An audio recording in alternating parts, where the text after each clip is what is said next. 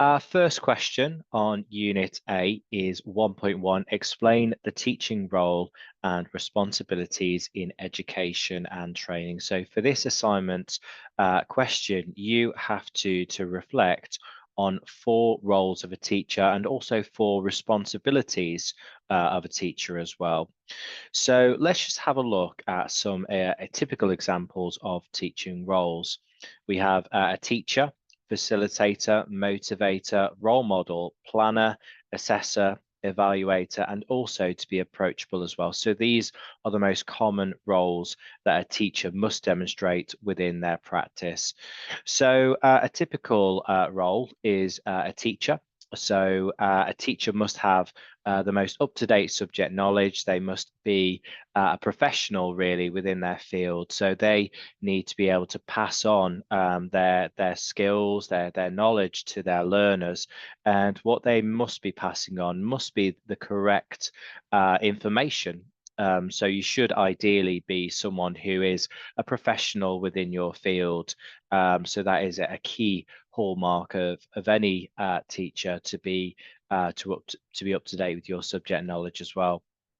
Another key role is to be a facilitator of your subject. So it's not just about you, the teacher, perhaps performing a lecture style of your subject. You can be a facilitator, and what I mean by that is that you can arrange for activities such as group work, paired work within your lessons. There may be activities that you create for learners to be independent within the actual lesson as well. So giving learners the opportunity to trial their skills, and you as a teacher can take a step back, you can observe, and you can be almost a facilitator within your lessons as well. So it's all about planning your activities and letting learners really sort of take the rein, and of course giving them the opportunity for them to collaborate with their fellow learners as well. So I think a facilitator is such a key role as a teacher. So allowing your learners the opportunity to work with their fellow classmates. Another key role is a motivator. Of course, when you're teaching your learners, you have to be passionate about your subject, you have to be enthusiastic, and you have to be a motivator as well. So if learners that see that you are enthusiastic, bubbly, engaging, that enthusiasm is going to rub off onto your learners, and they will hopefully adopt the same passion and enthusiasm as you. So you can be an advocate of your subject area if you've got that passion, enthusiasm, and drive as well. And there are many ways to be a motivator as a teacher. You can have challenges, you can have games, quizzes. This is going to really spark that competitive nature within learners, and it just makes learning fun and engaging as well. So I think by being a motivator, this can really help lessons to be interesting and really to get all learners to buy into your subject area as well. The next key role, in my opinion, is to be a role model. And I have, in fact, provided you with my answer here to 1.1, which I'll read out. So a role model. So a teacher should display good role model behaviors within their own practice and appearance. So as a teacher, if you display a good first impression, this can help to gain trust, rapport, and build a positive relationship with the learner. So for a teacher, if you are a role model, you really do have pride in your appearance. So whatever you're teaching, you are going to dress in a way that's going to really show learners how they should be within their future working role. Okay, so if you are, for example, a school teacher, you might wear a shirt and tie, for example, a blazer. But that's just one example. If you perhaps a teacher within a college teaching construction, you will have perhaps a high-vis jacket, steel toe-capped boots. So you're dressing appropriately for your course or subject. So you're being a role model in that sense as well. But it's not just about the way that you dress, it's about your subject knowledge as well. So as a teacher, you should keep up to date with current knowledge, so your subject area, procedures. You should also display self-awareness, integrity in your practice as well. So you're being a great representative of your organization, you're promoting the reputation of your training establishment, and also the awarding body as well. So you're being a role model to not only just your organization, but your learners and stakeholders as well. Furthermore, a good role model will have a good time management, clear, concise communication skills to support learners, to make sure that information is straightforward, it's not confusing, that you're giving them manageable targets as well. So professionalism is all around us really when it comes to teaching, and if you can demonstrate that you are a good role model on a daily basis, then the learners will have a good deal of respect for you, and they will of course have lots of buy-in to your lessons as well. At the beginning of every TrainAid course, I conduct an icebreaker to get to know learners and to ensure that they are that they're ready for the course. I can find out their motivations as well, and through just a conversation with them through icebreakers, I can see whether or not the course is for them, and offer advice if there's any other qualifications that they wish to go for as well. So that would be my example within uh, assignment 1.1. So that is my first answer. I've got three more to go. Other key roles, we have a planner as well. So to plan your lessons, so by using lesson plans and a scheme of work, this will of course help to create your lesson. So you're actually teaching to the criteria that what you're teaching is actually fully focused on the awarding body requirements, that you're not teaching something which is irrelevant. And when learners finish their course, they have been taught the entire content as well, so they're leaving without any gaps within their knowledge. So a planner is essential as well. Other key roles, we have an assessor. So that is obviously to mark learners' work, to give them feedback. You might have to observe learners undertaking an observation or a test or an exam. So you can obviously give them lots of feedback as well. So by being an assessor, you're being objective, fair, you're not being subjective as well. And that's a key role of a teacher. So to ensure that learners are being assessed correctly and fairly. Another key role of a teacher is to be an evaluator. So that's an evaluator of typically your own lessons, to reflect on your practice. So it's to get opinions about learners and what they thought about your lesson. So by conducting reviews, there could be learner feedback forms that you give out at the end of the lesson in order to get feedback from your learners. I always think an outstanding teacher is someone, regardless of what stage they're at within their teaching career, they're always open to feedback from learners, from parents, from stakeholders, from feedback from managers if they've observed you teach as well. So you're always open to change, and you're a key evaluator of your lessons as well. The final role I've wrote there is to be approachable. So a good teacher is approachable both within the lesson and also to be outside of the lesson as well. So if learners feel that they can approach you, if they've got something on their mind, it could be a question about your course or qualification.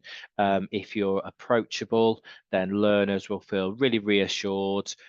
They can open up and ask you questions. They can pick your brains in terms of offering advice and support as well. And you can obviously resolve any questions. You can answer any questions regarding their questions with regards to the course as well. So by being approachable is absolutely key, and also being approachable to your fellow colleagues as well. Can your colleagues approach you? And likewise, it might be that your colleagues ask you a question about your course or resources. It could even be sharing resources, for example. So it's not just being approachable with your learners, but also being approachable with your colleagues as well.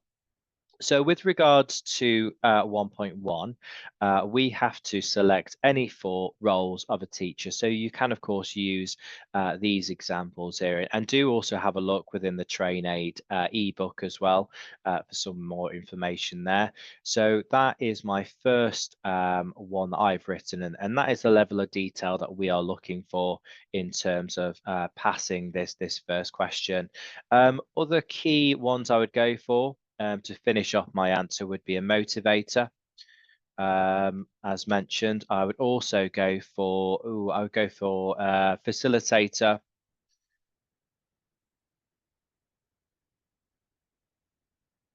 And I would also go for an assessor as well. So any 4. And when writing, that level of detail, so perhaps a paragraph of information would be sufficient there.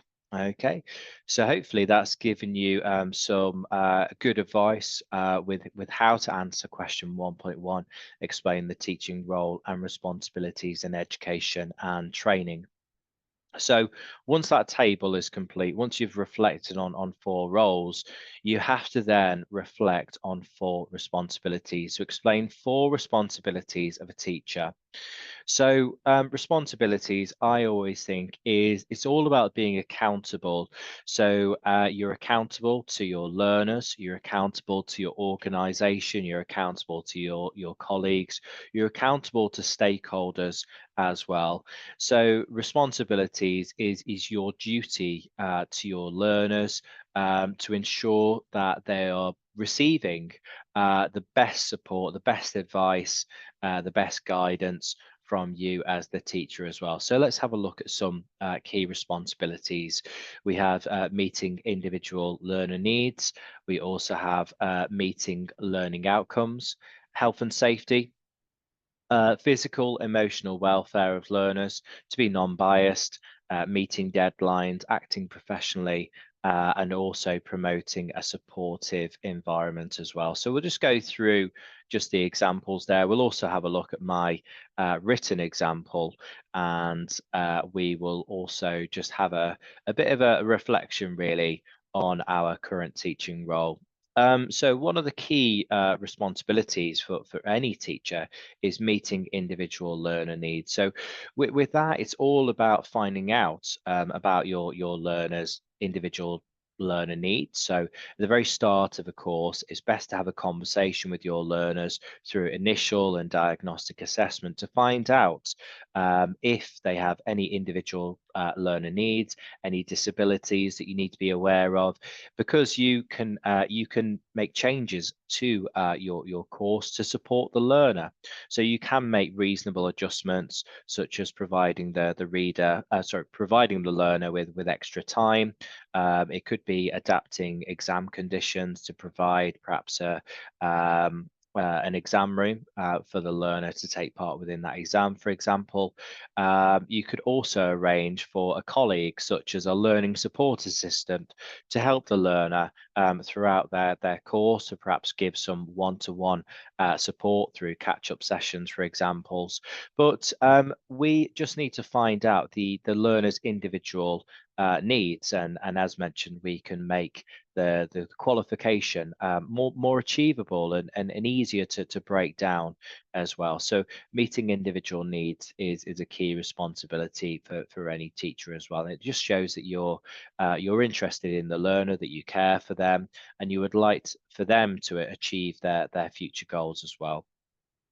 Another key responsibility, as mentioned, is meeting learning outcomes. So, as mentioned, one of the key roles of a teacher is to be a time manager, but this is a key responsibility with meeting learning outcomes. So, did you, as a teacher, meet the aim and outcomes of your course? Did the course meet its overall objectives? I always like to think when learners leave at the end of your course, did they achieve their goals? Can they replicate their skills independently? So you have to think about, did the learners leave the course without any gaps within their knowledge, that they are fully independent with their qualification as well. We also have health and safety of learners. So as we can see here, this is one of my examples. So health and safety, of course, is a key responsibility of a teacher to ensure that the environment is safe, it's secure, and that learners can feel supported and relaxed. And this is the best way that learning will take place. If the environment is warm, it's well lit, there's going to be less distractions, and learners can fully focus on their qualification. They can fully focus on the task at hand. So as a teacher, you can conduct perhaps a risk assessment in regards to the classroom or the teaching environment prior to the teaching taking place. So any risks can be prevented, of course. So it's best to do that, and it goes hand in hand with time management, of course. So as a teacher, it's best to arrive at your classroom early to check all of the equipment is fully working as well. So as mentioned, if the teaching environment is well lit, warm, comfortable, no trip hazards, then learners will feel comfortable. They'll feel that they can fully engage within the class, and there'll be more of a buy-in as well. So at the beginning of a new class myself, I always inform learners about the housekeeping rules and expectations. I always ensure that learners are fully aware about any fire alarm tests, that they know where the evacuation points are. Any ground rules are enforced here as well. So it's really setting the scene, and just to ensure that learners are fully comfortable within the environment. Furthermore, we have some other key responsibilities you could reflect on here. So, for example, the physical and emotional welfare of learners. So, as a teacher, it's really just looking out for your learners. If you notice that a learner isn't themselves, perhaps asking them, "Are you okay?" and signposting learners to someone who can offer advice and support. So, it could be someone within your organisation, such as a pastoral director, a senior tutor. It could be HR, it could be someone who is a counsellor, for example, someone to give offer advice and support if you're worried about that learner isn't themselves as well. Furthermore, another key responsibility of a teacher is to be non-biased. Okay, so obviously don't have favorite learners. Be objective.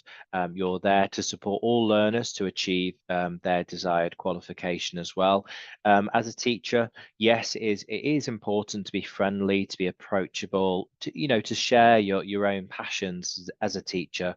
But it's very important not to be too friendly. Don't overstep the mark, and not to be biased as well.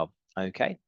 Other key responsibilities we have is meeting deadlines. So very important as a teacher is your administration skills. So this is marking learner work on time.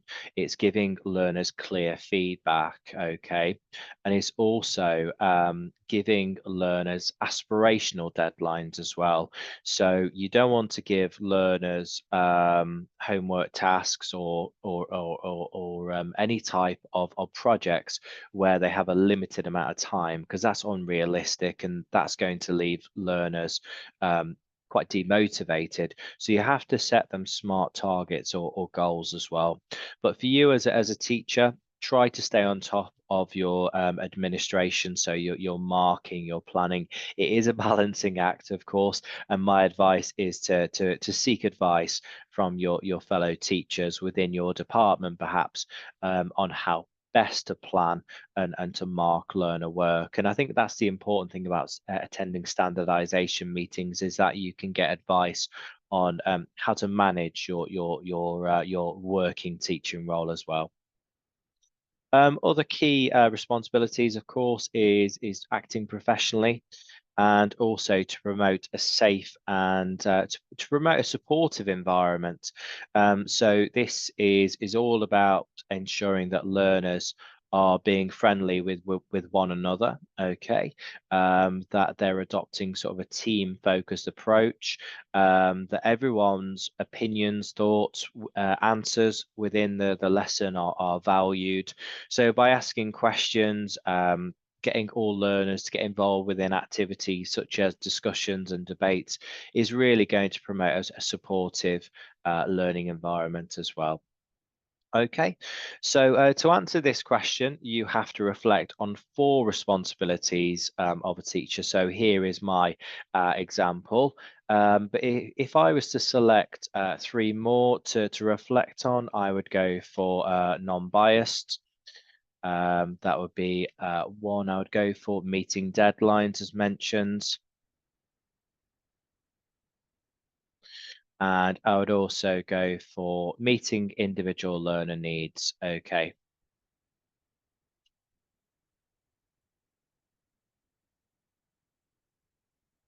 Wonderful. So, as mentioned, when you're writing your assignment, once again, we're reflecting on any 4 responsibilities, and you can, of course, select your own that are not featured on the assignment template. So, if you've got some that are not featured, you can of course write about those. I guess in terms of level of detail, again, there's no official word count, but I would say a good paragraph is sufficient, and try and include your own teaching examples from your current or your future teaching role as well. Okay, so hopefully that has given you lots of ideas on how to complete 1.1, explain the teaching role and responsibilities in education and training. So thank you so much for watching, and we'll be moving on to our next video shortly.